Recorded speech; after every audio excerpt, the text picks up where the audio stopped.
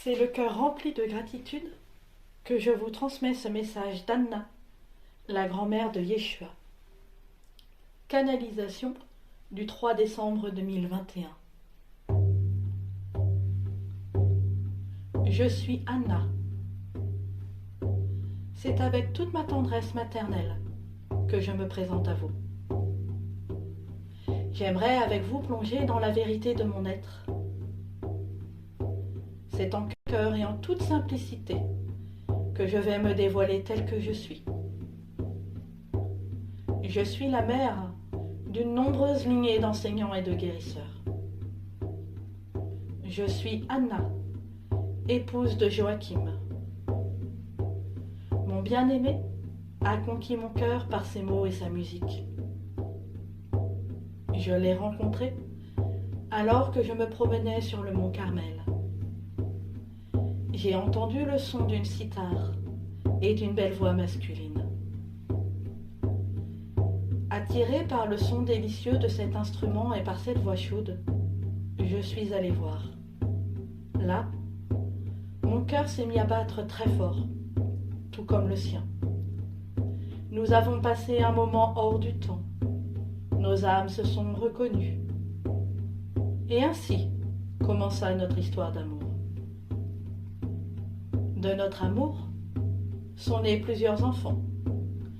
Vous connaissez encore aujourd'hui l'une d'entre elles, Marie, la mère de Yeshua.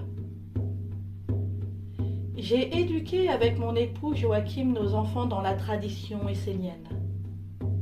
Oui, moi, Anna, je faisais partie de ce peuple de puissants guérisseurs que sont les Esséniens. Les Esséniens étaient pour beaucoup soit des enseignants, soit des guérisseurs. Notre peuple est héritier de nombreuses sagesses anciennes. Nous avons reçu des savoirs venus de l'Égypte ancienne, de la Grèce, de l'Inde, du pays que vous appelez aujourd'hui Angleterre, et de bien d'autres contrées encore. Nous avons appris aussi l'araméen, le grec et le latin. Cela nous permettait de transmettre fidèlement ces enseignements précieux. Nous étions formés à de nombreuses disciplines, et en particulier à celles qui étaient en lien avec le soin du corps, de l'âme et de l'esprit. Nous nous transmettions les sagesses liées aux plantes et aux onctions sacrées. Cela nous valut l'animosité et l'hostilité des autorités religieuses en place en Palestine. Le judaïsme nous voyait d'un mauvais œil à cause de nos connaissances et de notre mode de vie, qui était différent de celui que cette religion imposait. Nous sommes restés fidèles à tous les enseignements ancestraux que nous avons reçus. Bien que nous soyons restés discrets, nous avons mis un point d'honneur à restituer ces savoirs sacrés à notre lignée. Moi, Anna, j'ai eu à cœur de transmettre avec rigueur ces sagesses à mes enfants, à mes petits-enfants et à toute notre communauté. Mon petit-fils Yeshua pourrait vous dire que j'étais une grand-mère très aimante, au même titre que j'étais une enseignante exigeante. Il fallait une très grande discipline pour intégrer toutes ces connaissances. Je savais à quel point il était important de veiller à une juste transmission. J'ai voué ma vie terrestre en tant qu'Anna à transmettre ces nombreuses sagesses. En gardienne, j'ai veillé nuit et jour à ce que les jeunes garçons et les jeunes filles qui venaient à moi soient formés correctement. Ceux qui venaient à moi n'étaient pas uniquement formés sur le plan intellectuel. Ils vivaient avec moi un véritable chemin initiatique pour que chacun et chacune puisse prendre sa place et répondre à la mission qui était la sienne. Tous avaient compris qu'ils occupaient une place unique et particulière pour qu'en temps voulu, le plan voulu dans le cœur du divin advienne. Moi-même, avant de m'incarner en tant qu'Anna, j'avais été instruite de ma destinée. C'est en conscience que j'ai accepté de devenir la pousse-mère qui a donné naissance à une grande lignée spirituelle de guérisseurs et d'enseignants. Je savais quelle était ma place et mon rôle dans le cœur du divin. J'ai choisi d'être à la fois femme, épouse, mère, guérisseuse et enseignante. Cela ne veut en rien dire que cela m'a réservé un parcours de vie aisé. Ce fut pendant longtemps le contraire. Mon enfance fut impactée par le contexte dans lequel vivait mon peuple. Il était fait de peur, d'exil et de pauvreté, bien que parfois la nourriture manquât. Je n'ai jamais manqué de l'amour d'un père et d'une mère. Tout comme moi, ils étaient des guérisseurs. Ils étaient très aimés et respectés dans notre communauté. Ce sont eux qui m'ont donné le goût pour l'enseignement et l'amour de la nature.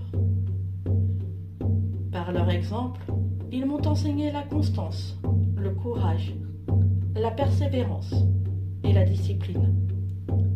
Tout cela a formé la femme, la guérisseuse et l'enseignante que je fus. Joachim, lui, m'a aidé à vivre les dimensions de femme, d'épouse et de mère. Qu'il était doux d'être aimé de lui, de vivre avec lui la beauté des yeux de l'amour et de vivre intensément la magie de la sexualité sacrée. C'est lui qui a rallumé en mon cœur le feu de la joie nuptiale. En m'honorant en tant que femme et épouse, mon époux Joachim m'a permis de devenir une femme et une enseignante accomplie. Comme vous pouvez le constater, je suis bien loin des représentations traditionnelles qui peuvent être faites de moi. Beaucoup aujourd'hui me connaissent sous le nom que m'a donné l'égrégore religieux chrétien, Sainte Anne. Sachez qu'à mon époque, les saints tels que proclamés par l'égrégore chrétien n'existaient pas. Il existait effectivement des maîtres spirituels, ainsi que des hommes et des femmes, dont la grande droiture de cœur et la parole juste étaient reconnues de tous. Dans la tradition hébraïque, ces personnes portaient le nom de tzaddik, qui signifie le juste en hébreu. La notion de sainteté est une notion inventée de toutes pièces. En conséquence, je ne suis pas Sainte Anne, je suis Anna. Mon époux était le juste, Joachim. J'étais la mère de Marie, qui tout comme moi était une enseignante et une guérisseuse. Enfin, je suis la grand-mère de Yeshua, votre frère, venu vous enseigner la voie de l'amour et la reconnexion à votre divinité intérieure. Je vous aime, mes bien-aimés. Je suis Anna et j'ai parlé.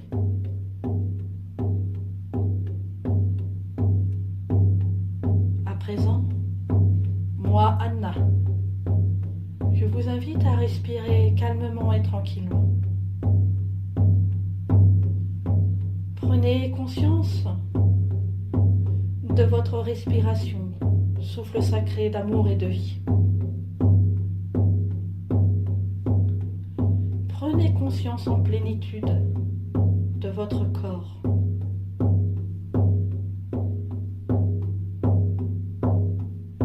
Vos pieds sont plantés dans le sol. Et vous êtes à présent aussi solide que le chêne, aussi solide que les oliviers de Méditerranée.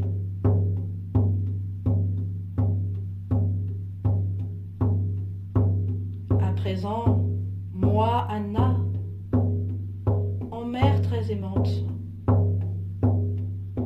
je pose mes mains sur votre cœur.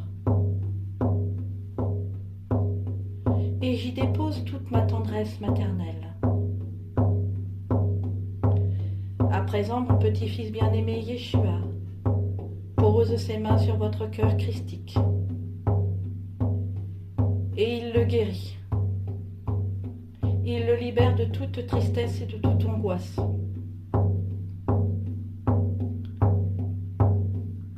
Unis dans l'amour en cet instant. Nous rétablissons la reliance sacrée entre votre cœur et votre tête. Yeshua et moi, nous vous enracinons dans la véritable sagesse, celle qui vient du cœur, celle qui élève.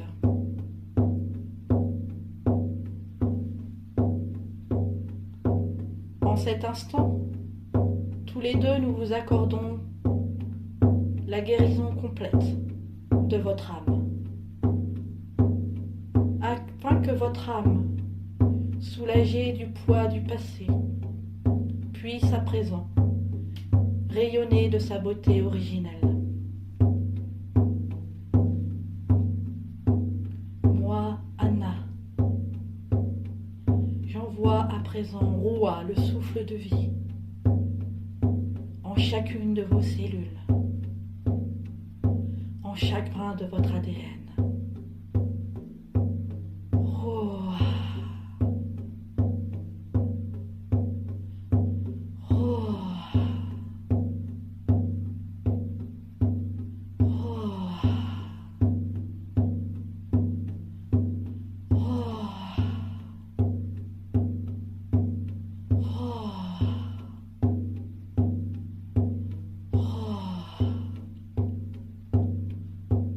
Accueillez à présent le souffle de vie qui chasse tout ce qui est mort en vous. Soyez renouvelés au feu de l'amour qui nous unit, mon Fils bien-aimé Yeshua et moi-même.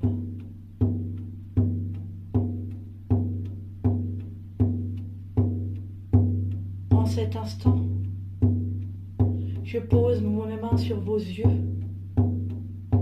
et je dis: Ephata, Ephata, Ephata. Par ces mots, j'ouvre vos yeux pour qu'ils voient. Je vous libère de toute forme d'aveuglement, pour que se déchire le voile des illusions, et pour que vous accédiez à la vérité, à votre vérité.